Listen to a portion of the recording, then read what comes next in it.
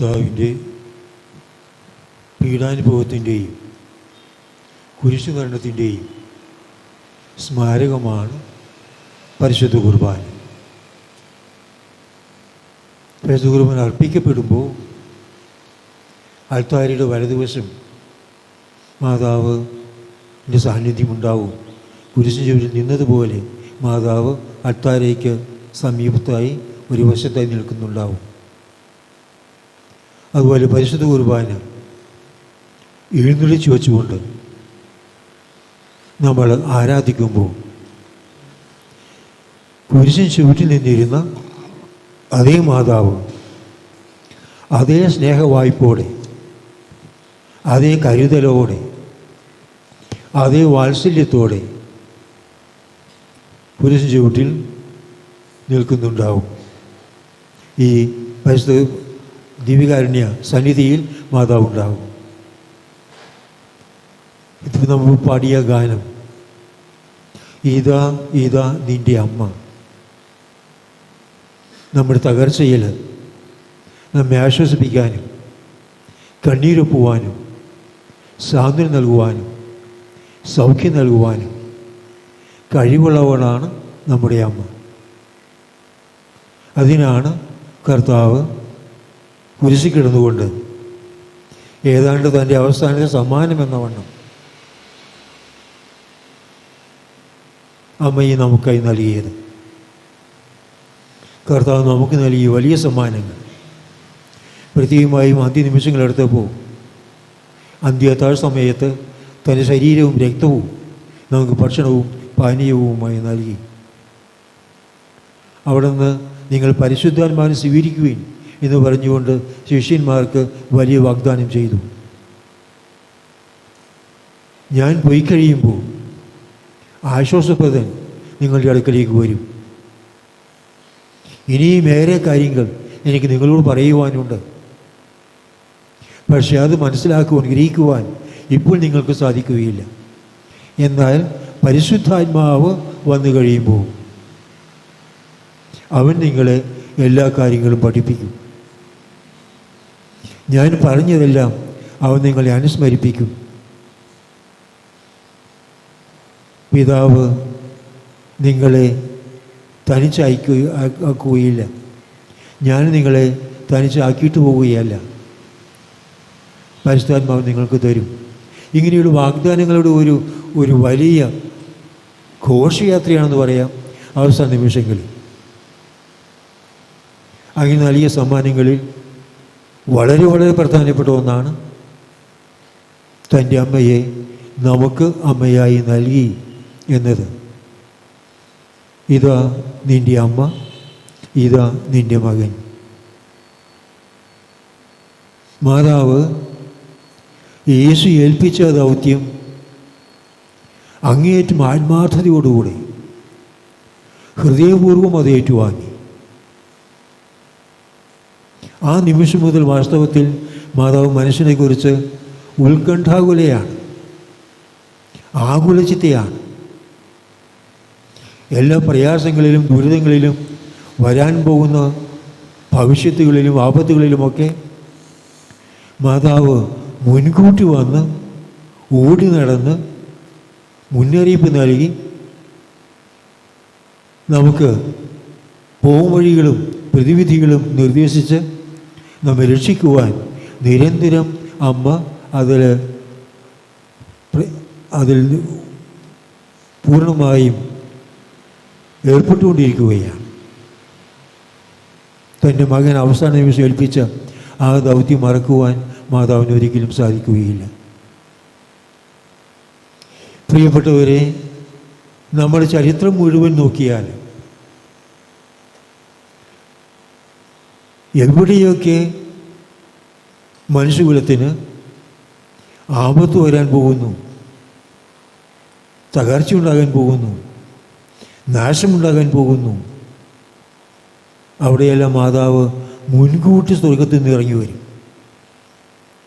ഏതാണ്ട് സ്വർഗത്തിൽ മാതാവിന് ഇരിക്കപ്പുറതി ഇല്ലാത്തതുപോലെയാണ്. മനുഷ്യനെക്കുറിച്ചുള്ള ആവലാതിയാണ്. മനുഷ്യൻ എങ്ങനെ സഹായിക്കണം, ഏതു വിധത്തിൽ ഈ വലിയ ഭവിഷ്യത്തുകൾ ഒഴിവാക്കി ജീവിക്കുവാൻ മനുഷ്യന് ഉപദേശിക്കണം. അതാണ് മാതാവിൻ്റെ ആവശ്യക്ക് മുഴുവനും. അങ്ങനെ മാതാവ് പലപ്പോഴായിട്ട് വിവിധ ഭാഗങ്ങളിലായി ബുദ്ധിമുട്ടുകളും പ്രയാസങ്ങളും തകർച്ചകളും വ്യാധികളും യുദ്ധ ഭീഷണികളും ഒക്കെ ഉണ്ടാകുമ്പോൾ മാതാവ് അവിടേക്ക് കടന്നു വരുന്നു. മാതാവ് സഹായിക്കാൻ തയ്യാറായി വരുന്നു. മകനെ മകളെ ഇന്ന് വാത്സല്യപൂർവ്വം ഒരമ്മയുടെ തീക്ഷ്ണമായ വാത്സല്യത്തോടുകൂടെ തന്നെ നമ്മൾ വിളിച്ചുകൊണ്ടാണ് ഈ അമ്മ കടന്നു വരുന്നത്. പ്രിയപ്പെട്ടവരെ, അങ്ങനെ മാതാവ് കടന്നു വന്ന സംഭവങ്ങളിൽ ഒന്നാണ് 1251 ജൂലൈ 16 നടന്നത്. എന്തായിരുന്നു 1251 ജൂലൈ 16 നടന്നത്? വിശുദ്ധ സൈമൺ സ്റ്റോക്കിന് മാതാവ് പ്രതീക്ഷപ്പെട്ടുകൊണ്ട് ഉത്തിരിയും നൽകുന്നു. അന്ന് സൈമൺ സ്റ്റോക്ക് കർമ്മലീത്ത സഭയുടെ പ്രിയോർ ജനറലായിരുന്നു. കർമ്മലീത്ത സഭ വളരെ പ്രതിസന്ധിയിലൂടെ കടന്നു പോകുന്നൊരു കാലഘട്ടമായിരുന്നു. ഈ പ്രതിസന്ധിയെ തരണം ചെയ്യാനും അതിജീവിക്കുവാനും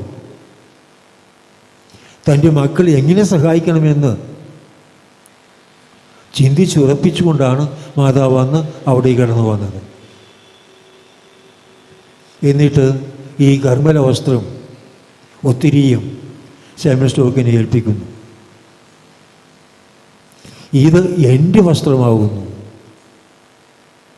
മാതാവ് തൻ്റെ സ്വന്തം വസ്ത്രം നമുക്ക് നൽകുകയാണ്.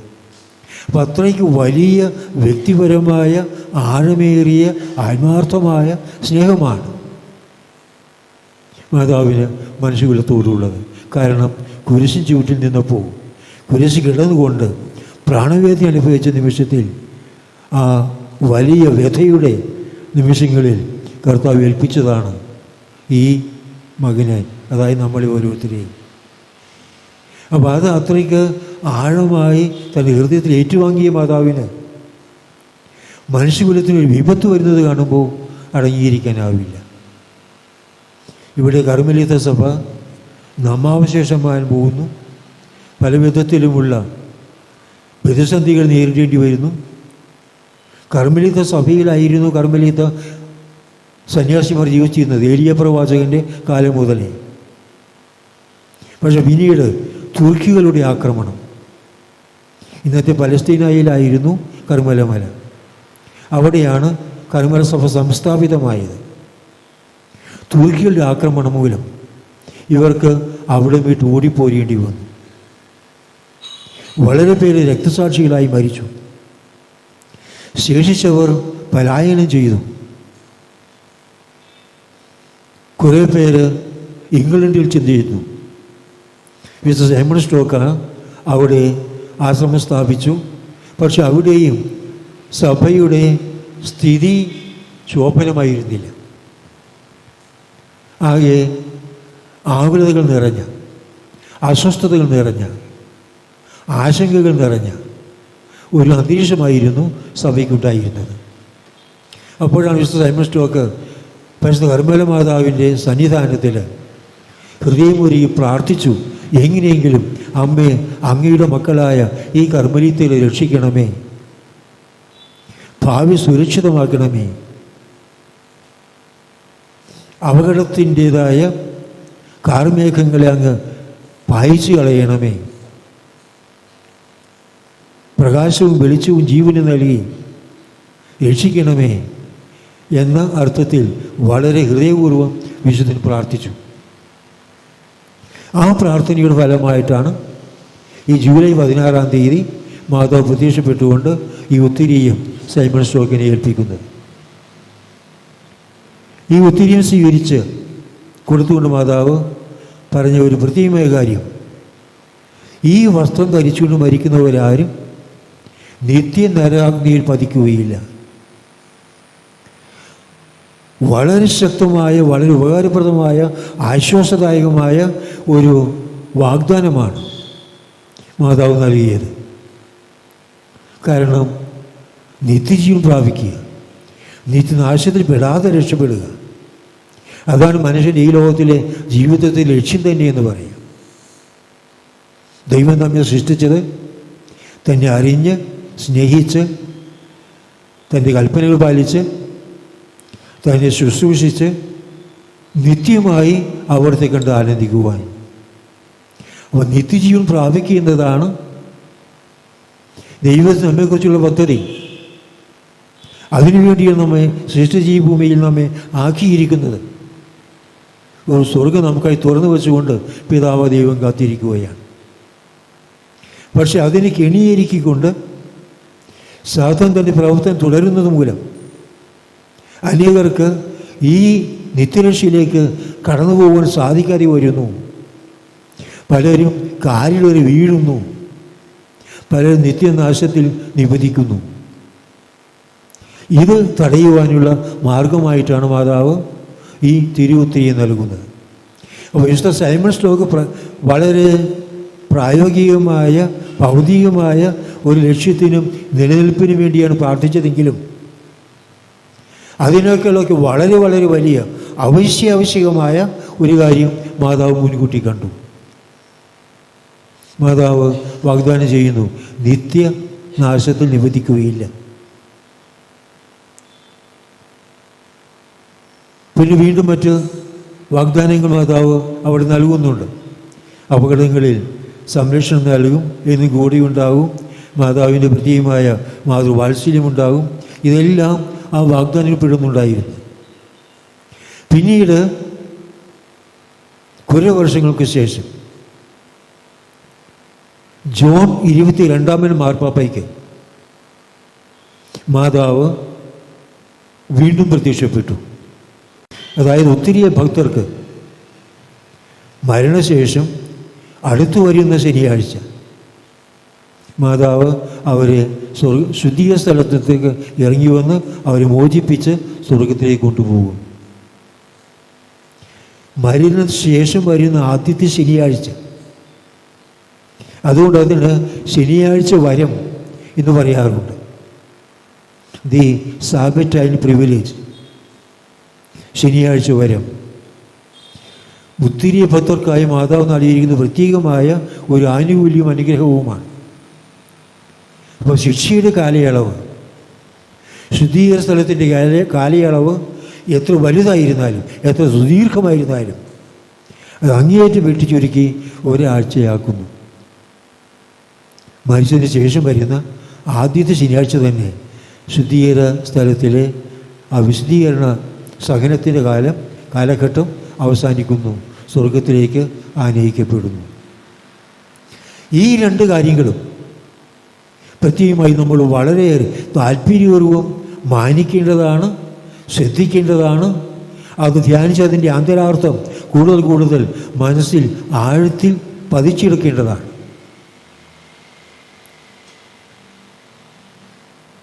പലരും അതിനെക്കുറിച്ച് പല അപവാദങ്ങളും പറയാറുണ്ട്. ഇതൊന്നും വാസ്തവമായിട്ടുള്ളതല്ല. മാതാവ് സ്വർഗത്തിൽ നിന്ന് എങ്ങനെയാണ് ഒത്തിരിയുമായിട്ട് വരിക? സ്വർഗം ഒരു ആത്മീയമായ പക്ഷേ സ്പിരിച്വൽ വേൾഡ്. ഒത്തിരി എന്ന് പറയുന്ന ഒരു ഭൗതിക വസ്തു. ഭൗതിക വസ്തു എങ്ങനെ സ്വർഗത്തിലായിരിക്കും? സ്വർഗത്തിൽ നിന്ന് എങ്ങനെ അത് ഭൂമിയിലേക്ക് കൊണ്ടുവരും? എന്നിങ്ങനെയൊക്കെ വളരെ വളരെ ബാലിശമായ എതിർവാദം ഉന്നയിച്ചുകൊണ്ട് ഒത്തിരിയ വിശ്വാസം, ഒത്തിരിയ പാരമ്പര്യം അതിനെ തകർക്കാൻ കിണഞ്ഞു പരിശ്രമിക്കുന്ന ഒത്തിരി പേരുണ്ടായിട്ടുണ്ട് ചരിത്രത്തിൽ.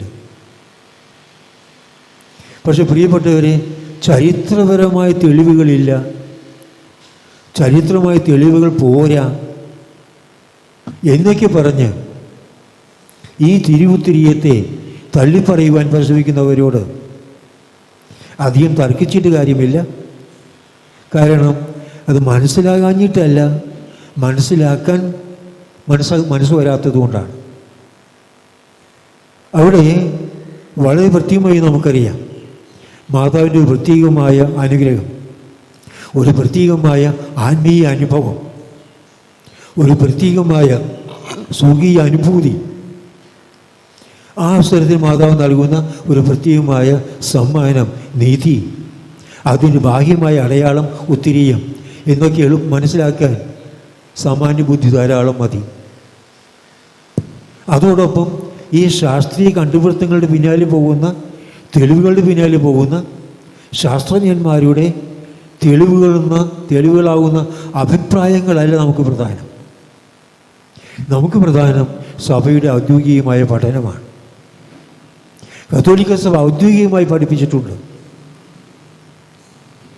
ഉത്തിരീയത്തിൻ്റെ വില, ഉത്തിരീയത്തിൻ്റെ പ്രാധാന്യം, ഉത്തിരീയത്തിൻ്റെ ശക്തി, മാതാവ് എങ്ങനെ ഉത്തിരീയത്തിൽ പ്രവർത്തിക്കുന്നു എന്നതിനെക്കുറിച്ചൊക്കെ നമുക്ക് വ്യക്തമായ മാർപ്പാപ്പയുടെ അംഗീകാരവും പ്രോത്സാഹനവും മാതൃകകളും ഒക്കെയുണ്ട്.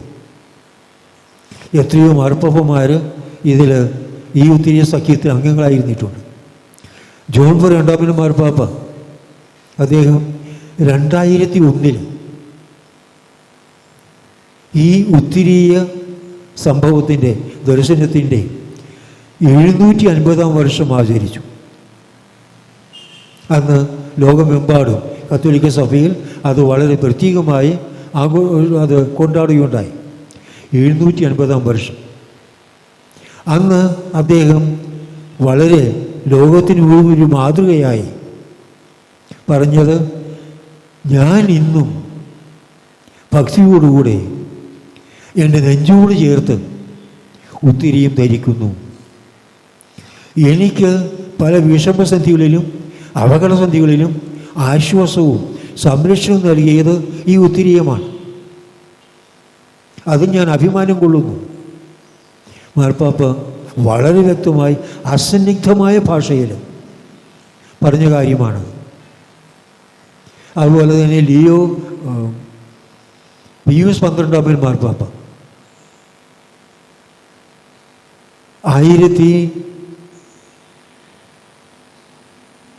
1951 ആണ്ട്, അതായത് ജോൺ പോൾ രണ്ടാമൻ മാർപ്പാപ്പ ഈ ജൂബിലി വർഷം ആഘോഷിച്ചതിൻ്റെ 50 വർഷം മുൻപ്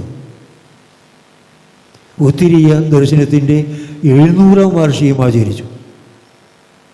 1251 മാതാവ് പ്രത്യക്ഷപ്പെട്ടത്. 1951 ആയപ്പോൾ 700 വർഷമായി. ഈ 700-ാം ആണ്ട് ഒരു ജൂബിലി വർഷമായി മാർപ്പാപ്പ പ്രഖ്യാപിക്കുകയും അന്നും ഇതുപോലെ തന്നെ ഉത്തിരീയത്തിൻ്റെ പ്രാധാന്യം, അതിൻ്റെ വില, സഭ മക്കൾ അത് വിശ്വസിക്കേണ്ടതിൻ്റെ ആവശ്യകത, ഇതൊക്കെ വളരെ വ്യക്തമായി അന്ന് മാർപ്പാപ്പ പഠിപ്പിക്കുകയുണ്ടായി. അപ്പം ഇങ്ങനെ ഒത്തിരി കാര്യങ്ങൾ ഇന്നോളമുള്ള ഈ 780 വർഷമായി ഈ ഉത്തിരീയം ഭക്തി സഭയിൽ വളരുന്നത്. ഇത് 1251 സുവിശുദ്ധ സൈമൺ സ്റ്റോക്കിനാണ് മാതാവ് ഉത്തിരീയം നൽകിയതെന്ന് നമുക്ക് ചരിത്രം തെളിയിക്കുന്നു. അത് സ്വീകരിച്ച് പിറ്റേ ദിവസം രാവിലെ തന്നെ അദ്ദേഹം സ്ഥലത്തെ മെത്രാനെ കാണുവാൻ, മാതാവിൻ്റെ ഈ ദാനത്തെക്കുറിച്ച്, ദർശനത്തെക്കുറിച്ച്, വാഗ്ദാനത്തെക്കുറിച്ചൊക്കെ സംസാരിക്കുവാൻ, മെത്രാനെ അറിയിക്കുവാനായി പോവുകയാണ്.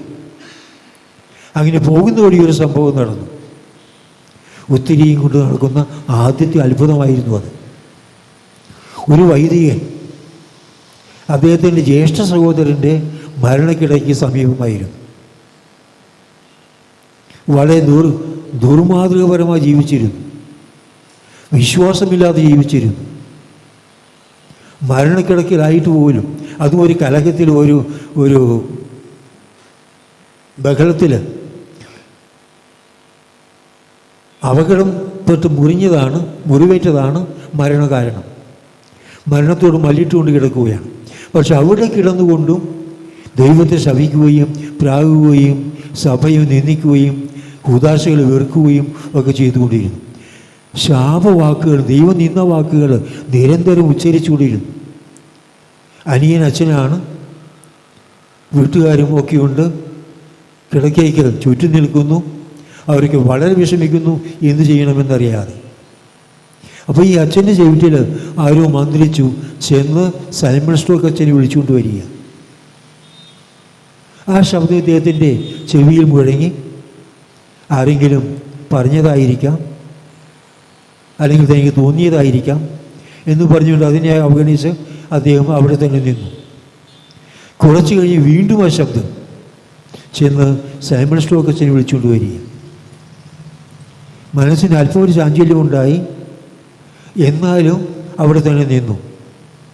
ഇത് തന്നോട് വ്യക്തിപരമായിട്ട് ആരോ പറയുന്നതായിരിക്കില്ല എന്ന് അദ്ദേഹത്തിന് തോന്നി. എന്നാൽ മൂന്നാം പ്രാവശ്യം അത് ആവർത്തിച്ചു. ചെന്ന് സൈമൺ സ്റ്റോക്ക് അച്ഛനെ വിളിച്ചുകൊണ്ട് വരിക. അദ്ദേഹം ഉടനെ തന്നെ ഇറങ്ങി പുറപ്പെട്ടു. ഈ സൈമൺ സ്റ്റോക്ക് അച്ഛനെ കാണുന്നതിന് അദ്ദേഹത്തിൻ്റെ ആശ്രമത്തിലേക്ക് നടന്നു പോകുന്ന വഴിക്ക് മെത്രാസിന് അരമനയിലേക്ക് പോകുന്ന വഴിക്ക് ഈ അച്ഛനെ കണ്ടു, സൈമൺ സ്റ്റോക്ക് അച്ഛനെ. ഇദ്ദേഹം കാര്യം പറഞ്ഞു. ജ്യേഷ്ഠൻ വളരെ അപകടകരമായ രീതിയിൽ അത്യാസന്ന നിലയിലായിരിക്കുന്നു, മാനസാന്തരപ്പെടുന്നില്ല, കൂദാശ സ്വീകരിക്കുന്നില്ല, ദൈവം നിന്നുകൾ പറഞ്ഞുകൊണ്ടിരിക്കുന്നു. അങ്ങ് വന്ന് അദ്ദേഹത്തിന് വേണ്ടി പ്രാർത്ഥിക്കണം. അദ്ദേഹം മുന്നേ തന്നെ മാതാവ് കൊടുത്ത വെന്തീഞ്ഞി ഉണ്ടായിരുന്നു, ഉത്തരീയം. ആ ഉത്തരീയവുമായിട്ട് ഈ രോഗിയുടെ അടുത്തേക്ക് ചെന്നു. ഇദ്ദേഹത്തെ കണ്ടിയുടനെ ഈ രോഗി പതിവ് പോലെ വൈദികരെയും മറ്റും കാണുമ്പോൾ ശാപവാക്ക് ഉച്ചരിക്കുന്നത് പോലെ വളരെ നിന്ദപൂർവമായ വാക്കുകൾ പറഞ്ഞ് പരിഹസിക്കുവാനും വെറുപ്പ് കാണിക്കുവാനും തുടങ്ങി. തൻ്റെ ഉപദേശമൊന്നും ഫലിക്കുന്നില്ല എന്ന് കണ്ടപ്പോൾ വിശുദ്ധ സൈമൺ സ്റ്റോക്ക് ചെയ്തത് മാതാവ് നൽകിയ ആ ഉത്തരീയത്തിൻ്റെ വലിയ നീണ്ട അങ്കിയായിരുന്നു ഈ ഉത്തരീയമായിട്ടൊന്ന് ധരിച്ചിരുന്നത്.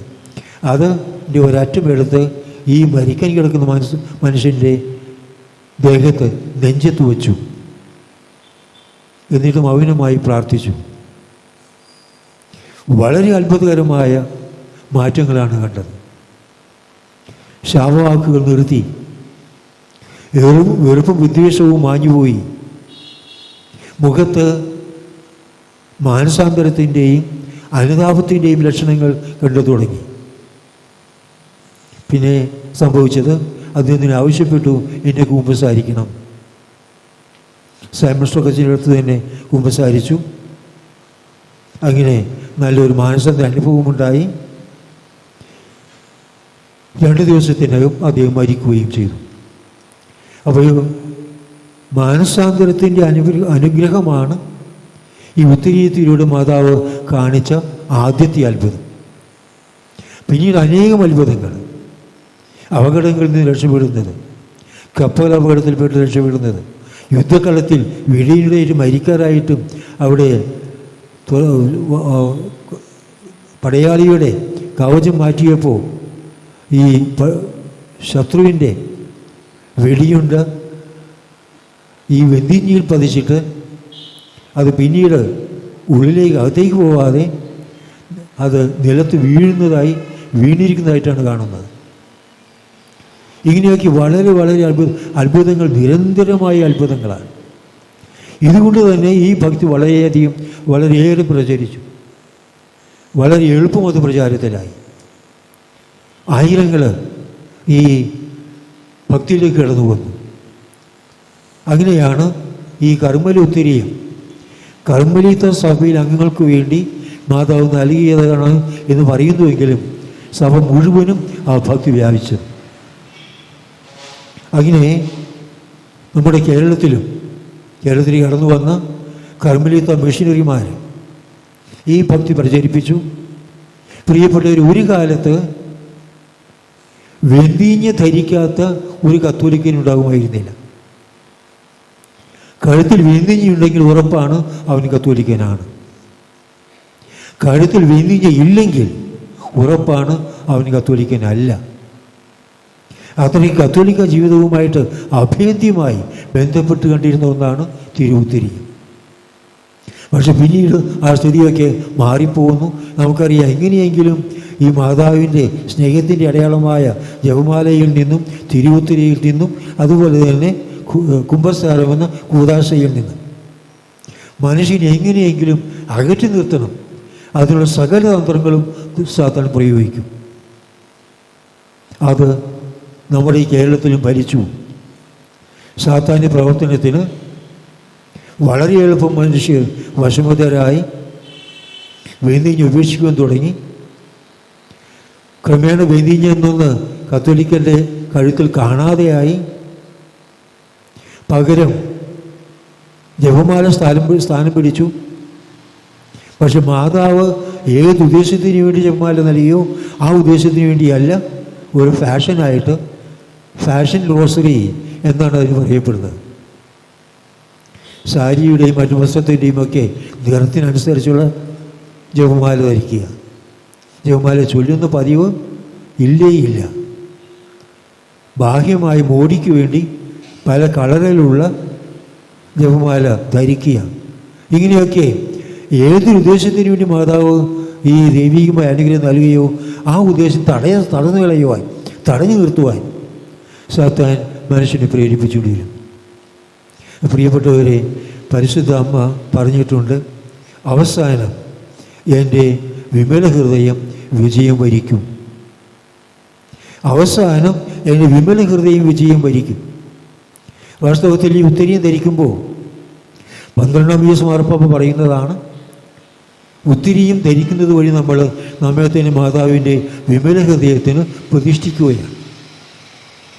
മാതാവിൻ്റെ വിമല ഹൃദയത്തിന് പ്രതിഷ്ഠിതരാണ് നമ്മൾ ഉത്തിരിയും ധരിക്കുമ്പോൾ. അപ്പോൾ ഈ ഉത്തിരി ധരിക്കുന്ന വഴി പല കാര്യങ്ങളും. ഒന്ന്, നമ്മെ തന്നെ മാതാവിന് പ്രതിഷ്ഠിക്കുന്നു. നമ്മൾ ഏറ്റുപറയുകയാണ്, മാതാവേ, ഞാൻ പൂർണ്ണമായും അങ്ങയുടേതാണ്. ഇത് വിശുദ്ധ മരിയ ഭക്തനായ ആ വിശുദ്ധൻ പറഞ്ഞത്, തോത്തൂസ് തൂസ്, ഞാൻ പൂർണ്ണമായും അങ്ങയുടേത്. ലൂയിസ് മോൺഫോർട്ട് എന്ന വിശുദ്ധനാണ് ഈ പദപ്രയോഗത്തിൻ്റെ ആദ്യ ഉപയോക്താവ്. അത് ജോൺ 23-ാം മാർപ്പാപ്പ സ്വന്തം കുലമുദ്രയിൽ ചേർത്ത് വച്ചു. അങ്ങനെ അദ്ദേഹം അത് ആവർത്തിച്ച് പറഞ്ഞു, തോത്തൂസ് തൂസ്, മറിയമേ, ഞാൻ പൂർണ്ണമായും നിൻ്റേതാണ്. അപ്പോൾ ആ പ്രാർത്ഥന നമ്മൾ അധരം കൊണ്ടോ നാവ് കൊണ്ടോ പറയാതെ തന്നെ പറയുകയാണ് ഈ ഉത്തരീയം ധരിക്കുമ്പോൾ. ഞാൻ അങ്ങയുടേതാണ്, എന്നെ തന്നെ പൂർണ്ണമായും ഞാൻ അങ്ങേക്ക് നൽകുന്നു. അങ്ങയെ ഞാൻ എൻ്റെ അമ്മയും നാഥയും രാജ്ഞിയും ഒക്കെയായി സ്വീകരിക്കുന്നു. അങ്ങിൽ ഞാൻ ശരണപ്പെടുന്നു, അങ്ങനെ പൂർണ്ണമായും ഞാൻ ആശ്രയിക്കുന്നു. ഇങ്ങനെയുള്ള സുഹൃദയങ്ങൾ തുടർച്ചയായി ചൊല്ലുന്നത് പോലെയാണ് നമ്മൾ ഈ ഉത്തരീയം ധരിക്കുമ്പോൾ. അതുപോലെ ഉത്തരീയം ധരിക്കുമ്പോൾ മാതാവ് നമുക്കും ഒരു ഉറപ്പ് നൽകുന്നുണ്ട്. മകനെ, മകളെ, നിന്നെ ഞാൻ എൻ്റെ സ്വന്തമായി സ്വീകരിച്ചിരിക്കുന്നു. നമ്മൾ മാതാവിന് സ്വന്തമാണ്. മാതാവ് നമ്മെ സ്വന്തമായി സ്വീകരിച്ചിരിക്കുന്നതിൻ്റെ ബാഹ്യമായ അടയാളമാണ് നമുക്ക് തന്നിരിക്കുന്ന ഈ ഉത്തരീയം. കുരിശിൻ ചൂടിൽ വെച്ച് മാതാവിന് നമ്മെ ഏൽപ്പിച്ചുകൊണ്ട് കർത്താവ് പറഞ്ഞു, ഇതാ നിൻ്റെ മകൻ. മാതാവ് അത് പൂർണ്ണഹൃദയത്തോടെ ഏറ്റെടുത്തു ആ ദൗത്യം. അതുകൊണ്ട് മാതാവ് നമ്മെ തന്നെ സ്വന്തമായി അംഗീകരിച്ച് ഏറ്റുപറഞ്ഞതിൽ അഭിമാനിക്കുകയാണ്, സന്തോഷിക്കുകയാണ്, തൻ്റെ ദിവ്യസുതന് ആനന്ദം പകരുകയാണ്. അതുകൊണ്ട് ഒരിക്കലും നമ്മെ വെറുതെ വിട്ടുകളയുവാൻ ഈ അമ്മ തയ്യാറാവുകയില്ല. നമ്മെ തന്നെ പൂർണ്ണമായും മാതാവിന് സമർപ്പിക്കുവാനുള്ള ഒരു പ്രത്യേകമായ മാർഗം, പ്രത്യേകമായ ഉപാധി, അതാണ് തിരുവുത്തിരിയം. അപ്പം നമ്മൾ മാതാവ് നമ്മെ സ്വീകരിക്കുന്നു, നമ്മൾ നമ്മെ തന്നെ മാതാവിന് സമർപ്പിക്കുന്നു.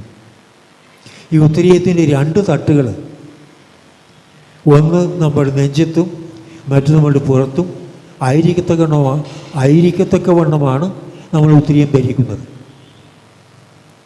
അതിൻ്റെ കൊണ്ട് സൂചിപ്പിക്കുന്നത് മാതാവ് തൻ്റെ ഒരു കരം നമ്മുടെ നെഞ്ചത്തും മറുകരം പുറത്തും വച്ചുകൊണ്ട് നമ്മെ സുരക്ഷിതരായി മുന്നോട്ട് നയിച്ചുകൊണ്ടിരിക്കുന്നു എന്നുള്ളതിൻ്റെ ഒരു ബാഹ്യമായ അടയാളമാണ് നമ്മൾ ധരിക്കുന്ന ഉത്തരീയം.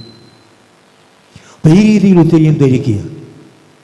ഉത്തരീയത്തിൽ മാതാവിൻ്റെ പ്രത്യേകമായ സാന്നിധ്യം, പ്രത്യേകമായ ശക്തി മനസ്സിലാക്കുവാൻ സാധിക്കുക. തീർച്ചയായും അത് നമുക്ക് വളരെയധികം ആശ്വാസവും സാന്ത്വനവും ധൈര്യവും അപകടങ്ങൾ പിടിച്ചു നിൽക്കുവാനുള്ള ഒരു പ്രത്യേകമായ സ്വർഗീയ ശക്തിവിശേഷവും നമുക്ക് നൽകുന്നതാണ്. ആ ദൈവികമായ ശക്തി നമുക്ക് നിരന്തരം മാതാവ് നൽകും. കാരണം മാതാവ് നമ്മെ തൻ്റെ സ്വന്തമായി സ്വീകരിച്ചിരിക്കുകയാണ്. ഈ ഉത്തിരിയം നമ്മൾ ആദ്യ കുർബാന സ്വീകരിക്കുമ്പോൾ എല്ലാ കുട്ടികൾക്കും ഉത്തിരിയം നൽകാറുണ്ട്. പണ്ടൊക്കെ അത് ചെയ്തിരുന്നത് ആദ്യ കുർബാന സ്വീകരണത്തോടുകൂടെ എല്ലാ കുട്ടികളെയും ഉത്തിരിയ സഖ്യത്തിൽ അംഗങ്ങളാക്കുകയായിരുന്നു. അതിന് പ്രത്യേകമായ പ്രാർത്ഥന ചൊല്ലുമായിരുന്നു. ഉത്തിരിയ സഖ്യത്തിൽ പേര് ചേർക്കുമായിരുന്നു. ഉത്തിരിയ സഖ്യം ചേരുന്നതിൻ്റെ അടയാളമായി വൈദികൻ തന്നെ കഴുത്തിൽ അഭിനയം ധരിപ്പിച്ചു കൊടുക്കുമായിരുന്നു. പക്ഷെ പിന്നീട് ആ ഒരു പ്രത്യേകമായ രീതിക്ക് ക്രമേണ മാറ്റം വന്നു. അങ്ങനെ അത്രയ്ക്ക് ശ്രദ്ധിക്കാതെയായി കഷ്ടിച്ച് വിന്തിഞ്ഞെടുത്ത് കൊച്ചിൻ്റെ കയ്യിൽ കൊടുക്കുന്ന രീതി മാത്രമായി. അതിനപ്പുറം വേറെ വിന്തിഞ്ഞയുടെ പ്രാധാന്യത്തെക്കുറിച്ചോ വിന്തിഞ്ഞ് ധരിക്കുന്നത് വഴി ലഭിക്കുന്ന മാതാവിൻ്റെ പ്രത്യേകമായ സംരക്ഷണത്തെക്കുറിച്ചോ മാതാവിൻ്റെ മക്കളായി ജീവിക്കുവാനുള്ള ഒരു പ്രത്യേകമായ ശക്തി കിട്ടും എന്നുള്ള ഒരു ബോധ്യമോ കുട്ടികൾക്ക് പറഞ്ഞു കൊടുക്കാൻ ആരും തയ്യാറാകാതെയുമായി.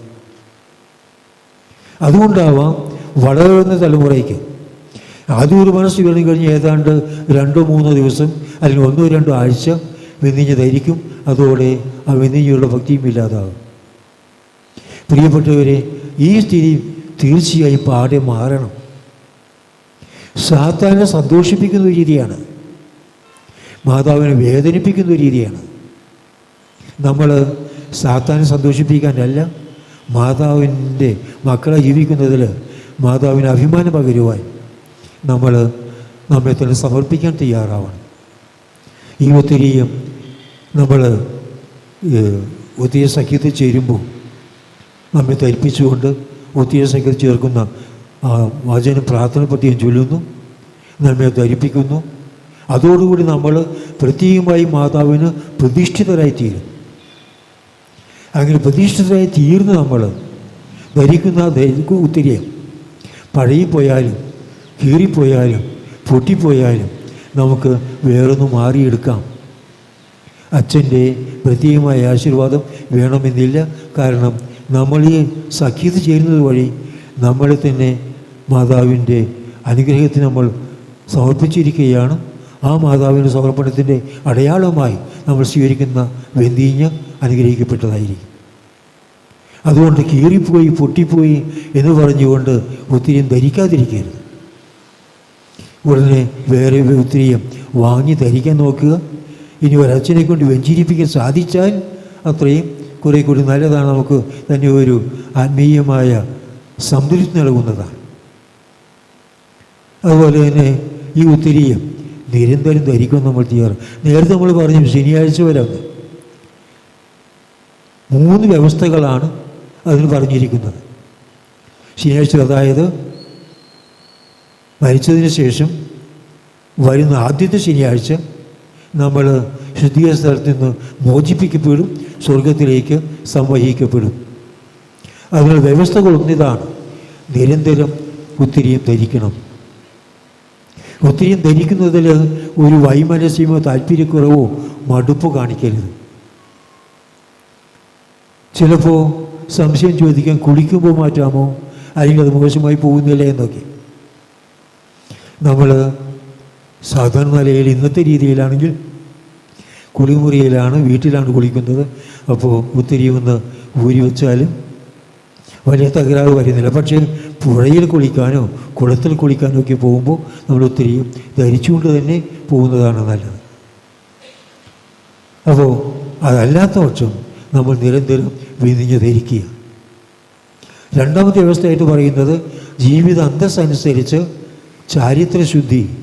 ശുദ്ധത എന്ന പുണ്യം പാലിക്കാൻ തയ്യാറാവണം.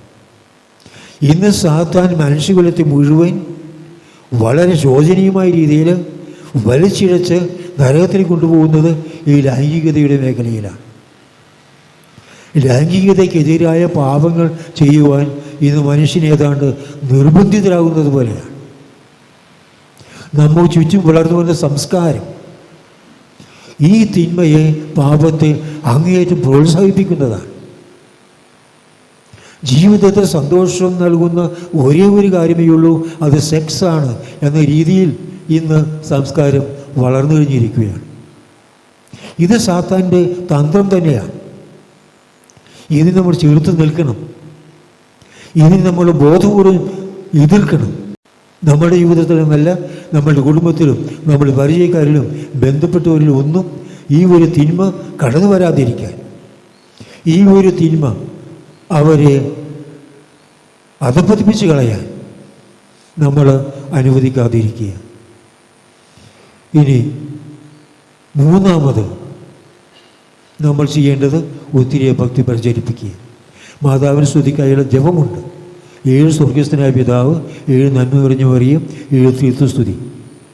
ഇത് ദിവസവും ചൊല്ലി കർമ്മല മാതാവിൻ്റെ, ഒത്തിരി മാതാവിൻ്റെ സ്തുതിക്കായി കാഴ്ചവയ്ക്കുക. പിന്നെ ഒത്തിരിയും പ്രചരിപ്പിക്കുക.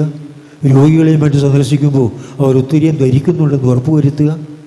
ഒത്തിരിയത്തെ താല്പര്യമില്ലാതിരിക്കുന്നവർ ഒത്തിരിയത്തിന് പ്രാധാന്യം പറഞ്ഞ് ബോധ്യപ്പെടുത്തി കൊടുക്കുക. അങ്ങനെ കൂടുതൽ പേരെ ഒത്തിരി ഭക്തിയിലേക്കും അതുവഴി മാതാവിലേക്കും മാതാവ് യേശുവിലേക്കും നയിക്കുവാൻ നമുക്ക് സാധിക്കുമ്പോൾ നമ്മുടെ തന്നെ നിത്യരക്ഷ കൂടുതൽ സുരക്ഷിതമാവുകയാണ്. മാതാവിൻ്റെ മഹത്വം നമ്മൾ വർദ്ധിപ്പിക്കുകയാണ്. സാത്താൻ നമ്മൾ പരാജയപ്പെടുത്തുകയാണ്. അവസാനം എൻ്റെ വിമലഹൃദയം വിജയിക്കും എന്ന മാതാവിൻ്റെ ആ വാഗ്ദാനം നിറവേറുവാൻ നമ്മൾ മാതാവിനെ ഒത്തുചേർന്ന് പ്രവർത്തിക്കുകയാണ്. സർവസൈന്യാധിപതിയായ മാതാവിൻ്റെ കൊടിക്കീഴിൽ അണിനിരന്നുകൊണ്ട് സാത്താനെതിരെ പടപൊരുതുവാൻ, തിന്മയ്ക്കെതിരെ യുദ്ധം ചെയ്യുവാൻ, പാപത്തിനെതിരെ വലിയ പോരാളികളാകുവാൻ മാതാവ് നമ്മെ ക്ഷണിക്കുകയാണ്. ഒത്തിരിയും ധരിക്കുമ്പോൾ നമ്മൾ വളരെ വലിയൊരു സൈനിക നിരയായി മാറുകയാണ്. വളരെ വലിയൊരു സൈനിക നിര. ആ സൈനിക നിരയെ കാണുമ്പോൾ സാത്താൻ ഭയന്ന് വിറക്കും. അവന് കൈകാലിൽ വിറച്ചിട്ട് മാതാവിനെതിരെയുള്ള, യേശുവിനെതിരെയുള്ള, സ്വർഗരാജ്യത്തിനെതിരെയുള്ള യുദ്ധം ചെയ്യാൻ കഴിവില്ലാത്തവനായിത്തീരും. അതുകൊണ്ടാണ് ഒരിക്കൽ അമ്രോസ് എന്ന ഒരു വലിയ ഭൂതോച്ചാടകൻ, മാർപ്പാപ്പയുടെ അംഗീകാരം കിട്ടിയിരുന്ന വളരെ വലിയൊരു ശക്തനായ ഭൂതോച്ചാടകനായിരുന്നു ഈ അമ്രോസ്. അദ്ദേഹം പിശാചുകളെ ബഹിഷ്കരിക്കുന്ന ഒത്തിരി ശുശ്രൂഷകൾ ചെയ്തിട്ടുണ്ട്. അങ്ങനെ ചെയ്യുമ്പോൾ പലപ്പോഴും അദ്ദേഹം ഈ പിശാചുക്കളോട്, തൻ്റെ അധീനതയിൽ വന്നിരിക്കുന്ന പിശാചുക്കളോട് ചോദിക്കും, അവരെക്കൊണ്ട് മറുപടി പറയും. അങ്ങനെ പറയുന്ന കൂട്ടത്തിൽ പല പ്രാവശ്യം സാത്താൻ പറഞ്ഞിട്ടുള്ളതാണ്, നന്മ നിറഞ്ഞ മറിയമേ എന്ന പ്രാർത്ഥന ചൊല്ലുമ്പോൾ അതെനിക്ക് ഏറ്റവും ദുസ്സഹമായ ഒരു കാര്യമാണ്. ജപമാല ചൊല്ലുമ്പോൾ 153 മണി ജപം. പണ്ട് 153 മണിയായിരുന്നു, ഇന്നത് 203 മണി ജപമായി. 5 രഹസ്യങ്ങൾ കൂടി കൂട്ടിച്ചേർത്തപ്പോൾ. അപ്പോൾ ഈ ഒരു പൂർണ്ണ ജപമാല ചൊല്ലുമ്പോൾ 203 പ്രാവശ്യം നമ്മൾ നന്മ നിറഞ്ഞു മറിയുമെന്ന് പ്രാർത്ഥന ചൊല്ലുന്നു. ആ 203 പ്രാവശ്യം സാത്താൻ്റെ കോട്ടയിൽ വലിയ പീരങ്കി ചെന്ന് പതിക്കുന്നതിന് തുല്യമാണ്. എന്നിട്ട് ഈ സാത്താൻ തന്നെ പറയുന്നുണ്ട്, ജപമാലയുടെയും ഉത്തിരിയത്തിൻ്റെയും ശക്തി ക്രിസ്ത്യാനികൾ മനസ്സിലാക്കിയിരുന്നുവെങ്കിൽ, അതനുസരിച്ച് പ്രവർത്തിച്ചിരുന്നുവെങ്കിൽ എൻ്റെ സാമ്രാജ്യം പണ്ടേ നശിക്കുമായിരുന്നു. പ്രിയപ്പെട്ടവരെ, നമുക്ക് ലഭിച്ചിരിക്കുന്ന വളരെ വലിയ അനുഗ്രഹമാണ് ഈ ആയുധങ്ങൾ, മാതാവ് നൽകിയിരിക്കുന്ന ആയുധങ്ങൾ. നമ്മൾ വിജയത്തിലെത്തണം. നമ്മൾ സാത്താൻ്റെ അടിമകളായി തുടരരുത്. സാത്താൻ നമ്മൾ ജയിച്ച് കീഴടക്കണം എന്നുള്ള നിശ്ചയദാർഢ്യത്തോടുകൂടി മാതാവ് നമുക്ക് നൽകുന്ന ആയുധങ്ങളാണ്, സ്വർഗീയ ആയുധങ്ങളാണ് ഈ ഉത്തിരീയവും ജപമാലയും. ഇതുവഴി നമുക്ക് തീർച്ചയായും വിജയം ഭരിക്കാൻ സാധിക്കും. മാതാവിന് വിജയം നേടിക്കൊടുക്കുവാൻ നമ്മൾ മാതാവിനോട് ചേർന്ന് പ്രവർത്തിക്കുകയും ചെയ്യും. പിന്നെ നമുക്ക് ലഭിച്ചിരിക്കുന്ന വളരെ വലിയ ഈ ആനുകൂല്യങ്ങൾ, ഈ പ്രത്യേകമായ ശക്തിയുടെ സ്രോതസ്സ് നമ്മൾ അവഗണിച്ച് കളയാതെ അത് എടുത്തു പ്രയോഗിക്കണം. നേരത്തെ ഇവിടെ പറഞ്ഞതുപോലെ വെന്തീഞ്ഞ ഉത്തിരിയം ഒരു കവചമാണ്. പടയാളികൾ പോർക്കളത്തിലേക്ക് പോകുമ്പോൾ കവചം ധരിക്കും.